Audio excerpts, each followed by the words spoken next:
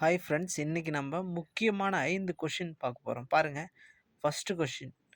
அணுவின் சராசரி விட்டம் மற்றும் நானோமீட்டர் என்பது சிறிய நீளங்களை அளக்க பயன்படும் அலகாகும்.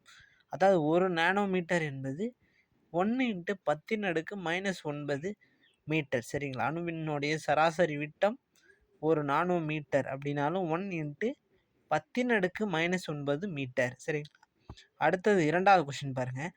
அணுக்கருவை சுற்றி வரும் அடிப்படை அணுக்கள் எதுனா எலக்ட்ரான். அணுக்கருவை சுற்றி வரும் அடிப்படை அணுக்கள் எதுனா எலக்ட்ரான். எலக்ட்ரான் எதிர்மின் சுமை கொண்டது. சரிங்களா? அதாவது எலக்ட்ரான் எதிர்மின் சுமை கொண்டது. தர்பூசணி பழம் மூலயமா எலக்ட்ரானுடைய அதாவது அணுக்கருவை பார்த்தவர் யாருன்னா ஃபஸ்ட்டு ஜே தாம்சன்.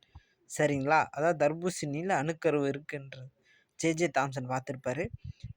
அணுக்கருவை சுற்றி வரும் அடிப்படை அணுக்கள் எதுனா எலக்ட்ரான். அடுத்தது மூன்றாவது கொஷின்.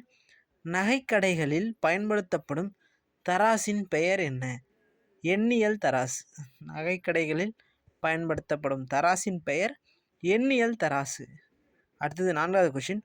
ஒரு ஆங்ஸ்ட்ராம் என்பதன் மதிப்பு என்ன? ஒரு ஆங்ஸ்ட்ராம் மதிப்பு 10⁻⁻10. ஒரு ஆங்ஸ்ட்ராம் A⁻0 அப்படின்னா 10⁻⁻10. சரிங்களா? அடுத்தது ஐந்தாவது கொஷின் பாருங்கள். குவி ஆடி அப்படின்னா நேரான மாயபிம்பம். குவினா நேராக இருக்கிற மாயபிம்பம். குழி வெட்டினா தலைகீழ் மெய்பிம்பம். குழி வெட்டினாங்கன்னா தலைகீழ் மெய்பிம்பம். தோன்றும் பிம்பத்தின் தன்மை தான் அது சொல்லியிருக்கோம். அதாவது குவியாடி, குவினா என்ன? மேடாக இருக்கும். மேடாக இருந்தால் நேராக இருந்த நேரான மாய பிம்பத்தை கொடுக்கும். குழியாடி அப்படின்னா தலைகீழான மெய்பிம்பத்தை கொடுக்கக்கூடியது. Thank you friends. அடுத்த நம்ம 5 கொஷின் நல்ல தரமான கொஷினாக அடுத்த 5 கொஷின் முக்கியமான கொஷின் பார்க்கலாம். தேங்க்யூ. நம்ம சேனல் RRM கிரியேஷன்ஸ். தேங்க்யூ.